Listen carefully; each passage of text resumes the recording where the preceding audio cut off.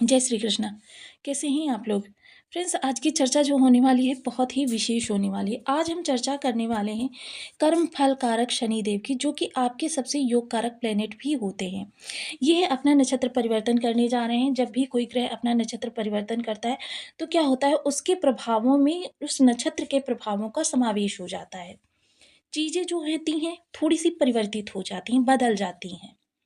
अब यहाँ पर क्योंकि पूर्वा भाद्रपद नक्षत्र जो है मूलतः गुरुदेव इसके स्वामी होते हैं।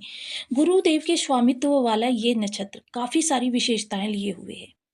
अब इन विशेषताओं की इस वीडियो में पूर्णतः चर्चा करेंगे, क्योंकि शनिदेव बेहद महत्वपूर्ण ग्रह हैं और ये अपना नक्षत्र परिवर्तन भी थोड़ा लंबे अंतराल के बाद ही करते हैं।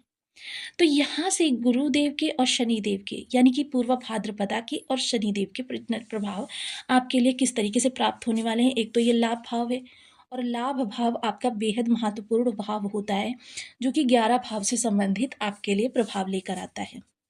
लाभ के प्रभाव देखिए, हर राशि के जातकों को यह जो परिवर्तन है बहुत ज़्यादा प्रभावित करने वाला है, क्योंकि शनिदेव क्या है, दसम और एकादश के कारकत्व रखते हैं और इस समय ये आपके एकादश भाव में बैठे हुए हैं, कि इसीलिए आपके लिए विशेष हो जाते हैं। और दूसरी बात यह है, शुक्र के सबसे योग कारक प्लेनेट जो होते हैं वो शनिदेव ही होते हैं, क्योंकि दंडाधिकारी हैं और कर्माधिपति भी हैं। आपके भी कर्माधिपति हैं और इस समय ये गुरु की राशि मीन में बैठे हुए हैं। तो देखिए, यदि आपके लग्न में 2 नंबर बना हुआ है तो ये राशिफल आपके लिए। यदि कुंडली में कहीं भी चंद्रमा के साथ 2 नंबर बना हुआ है तो ये राशिफल आपके लिए। कुंडली ना होने की स्थिति में आप इसे नाम राशि से भी देख सकते हैं। यदि अभी तक आपने अपने इस चैनल को सब्सक्राइब नहीं किया है तो प्लीज़ सब्सक्राइब कर लीजिए, वीडियो को लाइक कर दीजिए, चैनल को शेयर कर दीजिए।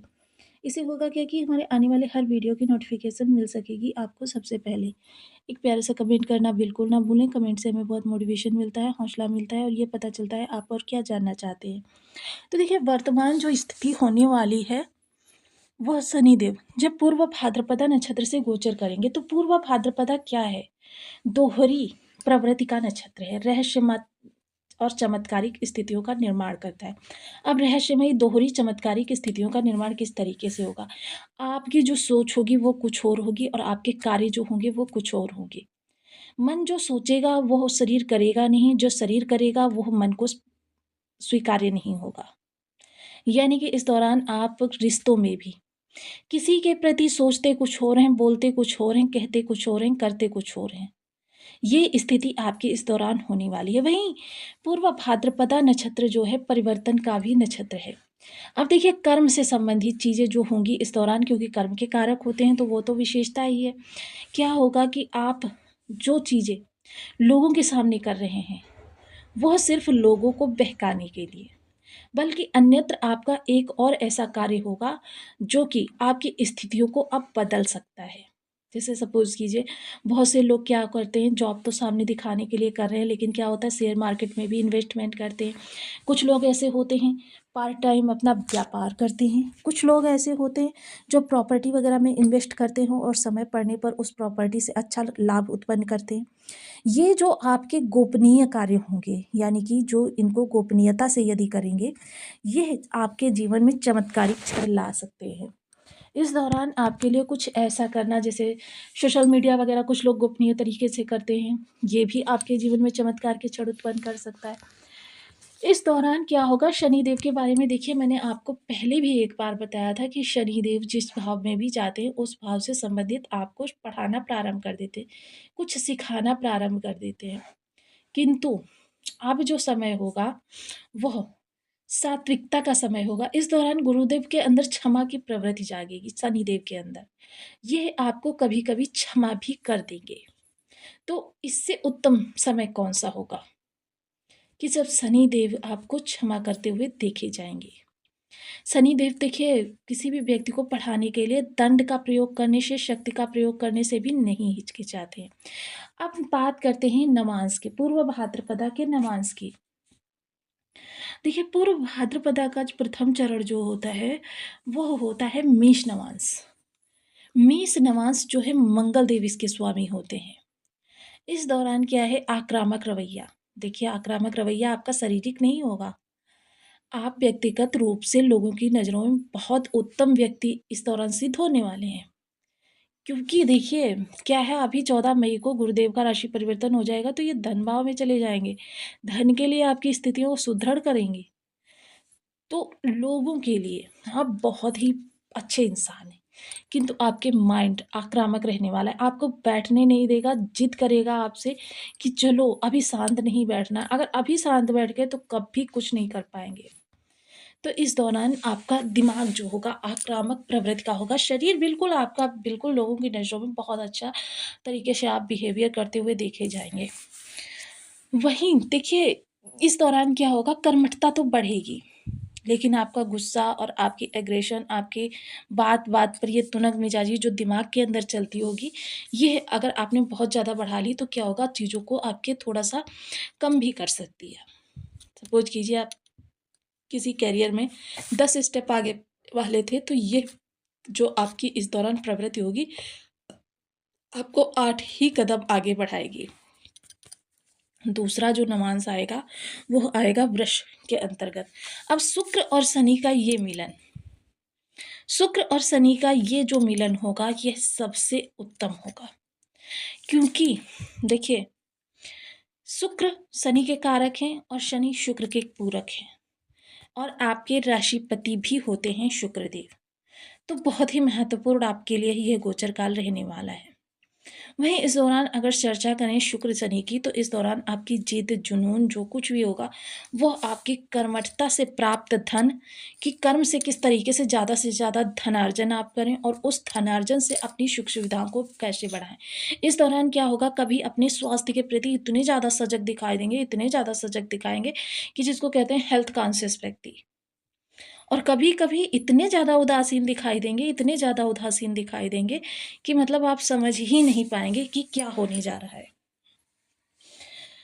अब यहाँ पर थोड़ा-सा आप ब्रांडेड कपड़े, ब्रांडेड शौक या फिर कहते हैं कि इस दौरान जो भी कुछ करेंगे आप, बहुत ही ज़्यादा धन व्यय करने वाला करेंगे, जिसमें बहुत ज़्यादा धन आपका खत्म होता हो। इसके बाद जब शनिदेव गोचर करेंगे, तो वो मिथुन नवांश से गोचर करेंगे, मिथुन नवांश। बुध देव का नक्षत्र है। इस दौरान अगर कर्म से संबंधित आपको कहीं पर भी लगता है कि आपसे 0% भी मिस्टेक हो गई है, तो क्या होगा कि आप कर्म से संबंधित स्किल्स को सीखना प्रारंभ कर देंगे। स्किल्स को इतना ज़्यादा बढ़ाते हुए देखे जाएँगे कि आपके इस दौरान कहते हैं ना कि एक स्टूडेंट दिखाई देंगे और जो स्टूडेंट हैं उनके लिए भी और जो वाणिज्य से जुड़े हुए हैं उनके लिए भी। यह गोचर काल सर्वश्रेष्ठ रहने वाला है। सर्वश्रेष्ठ इसलिए भी क्योंकि ये बुध के नक्षत्र में जाएँगे शनिदेव, तो कर्मठता और बुध की बुद्धि, तार्किक चीज़ें एक दूसरे से जुड़ जाएँगी और जब ये जुड़ेंगी तो आपके लिए देखिए इस दौरान क्या होगा कि आप किसी की सुनी-सुनाई बातों पर यकीन नहीं करेंगे। जैसे बहुत से लोग क्या होता है, बस सुन लिया और बस उसी बात की माला जपने लग गए। इसे इस समय पर तथ्य की कसौटी पर जब तक वो चीज़ खरी उतरेगी नहीं, तब तक आप उस चीज़ के प्रति अपना रुझान नहीं व्यक्त करेंगे, बल्कि आपका मन इसी उधेड़-बुन में लगे रहेगा कि यह सत्यता की कसौटी पर कैसे इसे परखा जाए। आगे इसके जो नवांश आने वाला है, वो आपके लिए थोड़ा-सा परेशानी भरा हो सकता है, क्योंकि ये कर्क नवांश होगा। कर्क नवांश जिसके कि स्वामी चंद्रदेव हैं और चंद्र शनि की युति जो होती है, विष दोष का निर्माण करती है। विष दोष एक प्रकार का दुर्योग है, हालाँकि इसे लक्ष्मी क्षमा करें अर्धनारीश्वर का रूप भी कहा जा सकता है। जैसे बर्फ और पानी एक ही चीज़ से बनी हुई 2 चीज़ें हैं, लेकिन बर्फ के अंदर कठोरता है, पानी के अंदर नरमी है। किंतु इस दौरान क्या है, आप इन्हीं चीज़ों में उलझ कर रह जाएँगे। इस दौरान क्या होगा, आपकी रचनात्मक चीज़ें थोड़ी-सी बाधित होती हुई देखी जाएँगी। आपकी बौद्धिक क्षमता इस दौरान थोड़ी-सी अवरोध उत्पन्न करेगी। जिन चीज़ों के लिए आप बेहद पारंगत व्यक्ति थे, उन्हीं चीज़ों से अब आपको उदासीनता मिलनी प्रारंभ हो जाएगी। मन आपका बार-बार कहेगा कि बहुत कर लिया, बस अब थोड़ा-सा विश्राम करना चाहिए, यानी इस समय अकर्मण्यता भी आपके अंदर जागृत होती हुई दिखाई देगी। चीज़ें थोड़ी-सी व्यथित होंगी, चीज़ें थोड़ी-सी विचलित होंगी। समय जो होगा वो आपके हिसाब से चलता हुआ दिखाई देगा। हालाँकि जो समय काल रहेगा इस दौरान उस समय तक आप काफ़ी कुछ अचीव कर चुके होंगे।